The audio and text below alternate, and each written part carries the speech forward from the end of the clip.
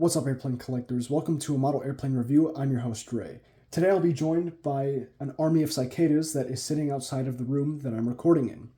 Today I'll be reviewing the NG model 1:400 scale United Airlines Boeing 737 MAX-10 painted in the Sustainable Aviation Fuel special livery. Item number 90003, released in May of 2024. In this video, I'll do an in-depth review of the model.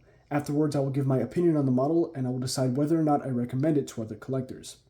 To my understanding, this specific aircraft has been used in a number of tests with a new type of jet fuel known as Sustainable Aviation Fuel, which is supposed to be a lower carbon alternative to standard aviation fuel. Sustainable Aviation Fuel is referred to by this abbreviation SAF. The box is a small cardstock box. It measures 12.7 centimeters long, 3.6 centimeters wide, and another 12.7 centimeters tall. I will show you around the box now. This is the front. Here's the bottom, right side, top, left side, and the back side. Included in the box is the model fully assembled, painted, and ready to display. Also included is an NG model collector rewards program card. Let's do a quick 360 of the model. The fuselage length for this model is 10.7 centimeters, the wingspan is 8.9 centimeters, and the model is 3.1 centimeters tall. These dimensions are accurate to 1:400 scale. This model is made primarily out of die-cast metal featuring some plastic components. The wheels on the landing gear are made out of rubber. We'll start the review with the fuselage. The nose profile for this mold looks pretty decent. I do see a small bulge on the top section of the radome here. Not too much though, and it really doesn't degrade from the overall accuracy of the nose profile, so I'm willing to let that slide. Overall, it looks pretty good. We'll move down the fuselage now, and we start seeing a lot of printed detail in the form of placards and logos. These all look pretty good. This model does feature the Eco Demonstrator Explorer title. There are other models that do not feature it, also from NG. Well, there is one other model from NG that doesn't feature it. As we move towards the midsection and rear of the aircraft, we start seeing painted detail. I do see the smallest sign of minor texturing on the paint, which isn't terrible, so I won't complain. Okay, something strange happened here. It appears as though there is some sort of dent in the paint finish here. That isn't too good to see. And there's also a window here that is filled in with red. I believe this is an accurate feature, so that's cool to see. Back here we have some very small titles. We have a GE Aerospace title and a DLR logo and some text there. And of course the aircraft's registration. And we're at the rear of the fuselage. Here's the vertical stabilizer. This looks pretty good. Paint application on here looks pretty nice as well. Most importantly, the color fade from the light blue to the almost black here looks excellent. I have another United 737 MAX-10 from NG, and the printing up here was spotty. So it is good to see that they improved with the printing on this model. The vertical stabilizer isn't without faults, however. I do see a small speck of light blue paint chipping onto the dark blue paint right here. It's nothing major though. And there is recessed panel line detail for the rudder, none of which is filled in, and it looks pretty nice. Here is the right side of the aircraft. I do see that the joint between the fuselage and the vertical stabilizer is a little bit rough here. Could be a little bit better. It's a minor detail though, so I really won't hold it against NG. Now we're on the right side of the fuselage. I'll show you that. Overall, it's pretty similar to the left side. However, this time I don't see any major paint imperfections, so that's nice. Okay, I may have spoken too soon. I do see some either texturing or signs that this thing was re-glued. I'll have to check the wing seam in a second. But overall, we're off to a decent start, save for some small paint imperfections. This is going to be ridiculously hard to see, but the small paint dent I pointed out on the left side of the aircraft is also present on the right side of the aircraft. Here, there you can see it. It's in a slightly higher position on the fuselage than on the left side, but the paint dent is still present. Moving on to the wings. The wings on this model look pretty nice. There's a lot of detail on them. There's recessed panel line details for the control surfaces, all of which are clearly defined and look pretty nice. This applies to the aft control surfaces as well as the leading edge control surfaces. These look pretty good. There's also metallic paint on the leading edge slats. Those look excellent. The seam with the fuselage and the wing, or between the wing and the fuselage, Looks decent. It could be a little bit better. I do see the part where they join together. It's not perfectly smooth, but it is by no means terrible, at least here on the left side. Now, earlier I thought I saw signs of this thing being re-glued. I don't really see that now, so it could have been the oily finish that is left on some of these models, but the right wing looks pretty good as well. There's also a decent amount of printed detail on the wings. This looks pretty good on both sides. I don't see any defects with it, so that's good to see. On the bottom of the wings, there's no printed detail, but it is definitely not lacking in painted or molded detail, and it all looks pretty good. The scimitar tips look pretty nice. There you go, you can see them. The edges are clearly defined, and the shapes look correct. Paint application on the leading edge with the silver here looks pretty smooth as well. Here's the one on the right side. Looks pretty nice.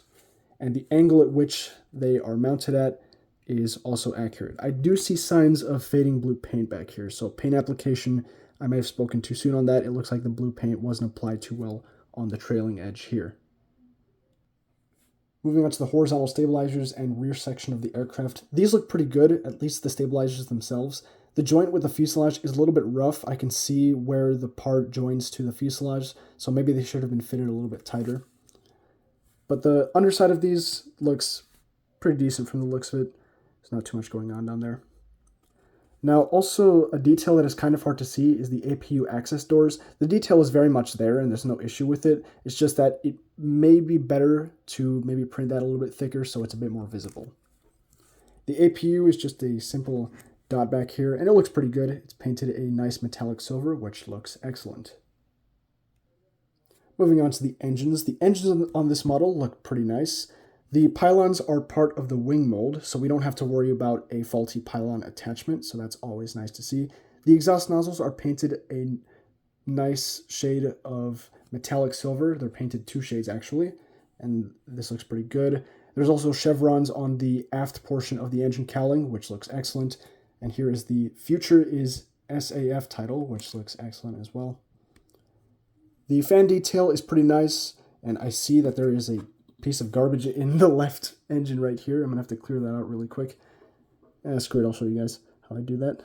It's picking right. I think I got it out. I don't know where it's at now, but the fan detail in the engines looks pretty nice. There's also a engine strake on the inside of the engine there, at least on the left side, and then here on the right side, it's also painted white, which looks pretty nice. And the undersides of the engines have a decent selection of printed detail as well, which looks pretty solid. This model features aerial details in the form of antennae and a sat dome. At the top of the aircraft, we have one large antenna right here, the sat dome, and one smaller antenna. These all look pretty good. The sat dome is on the center, actually slightly off to the left side of the aircraft. I'm not 100% sure if that's accurate or not. I don't believe it is though. But it's attached nicely to the fuselage. There isn't too much of a gap between the fuselage and the dome. The antennas are attached straight and firmly, and so that's good to see. On the bottom of the aircraft, we've only got 3 antennas. We have this one right here at the bottom front section of the plane. Looks pretty good. And back here, we also have 2 more antennas. These look pretty solid as well. Here's a view of the bottom of the aircraft. Down here, it doesn't appear that there's as much printed detail going on, which is rather unusual. I do usually see more. It could be that the printed detail is just very hard to see as well, because this is a very small model. While we're down here, let's talk about the landing gear. The landing gear on this model looks pretty good. Here is what the main gear looks like. They're attached firmly to the model, and they look pretty good. The wheels are made out of rubber, as mentioned earlier, and they do roll, which is nice to see. They are mounted directly up, which I believe isn't accurate. They should be off at an angle towards the rear of the aircraft slightly. Still, though, it's, I think, acceptable. The nose gear looks pretty good as well. The nose gear doors have a nice selection of printed detail on them, which is nice to see. The wheel rolls smoothly here as well. Good job on the landing gear from NG.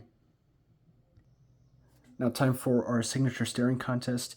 Here, the wing flex looks good. Same with the horizontal stabilizers. Vertical stabilizer looks good. It's mounted straight up. Engine clearance looks good. Gear balance looks good. And cockpit window printing looks good as well. Excellent job by NG. This concludes my review. It is now time for my opinion and recommendation. Before I do that though, the model I have just reviewed is the one on the left. Hopefully you guys can recognize that. The one on the right is also from NG model. However, it's the United 737 MAX-10 in the standard livery. I posted a review about this one a while ago as well. So if you want to go ahead and check out my channel for that, go for it. I think the model I've just reviewed is a pretty decent model. It's got some imperfections here and there, but some of them I'd be willing to let go. And overall, it's a very nicely detailed model, and I think NG did an excellent job in doing the livery on the 737 MAX 10. So therefore, I do recommend this model to other collectors who want it. Just be aware that NG model's quality control has been fluctuating recently, so there's a chance that your model could be a little bit more messed up and it could have some more issues, but that chance is low. Still though, you should be pretty secure with buying from NG, so yes, go for it. Well, that's all for today. Thank you so much for watching. Feel free to check out my channel for other model airplane reviews. Like this video to show your support, comment your thoughts and questions. I'll be happy to answer anything you've got, and subscribe so you never miss a new upload. That is all for today. Happy building, happy collecting. Take care of yourselves, and I will see you next time.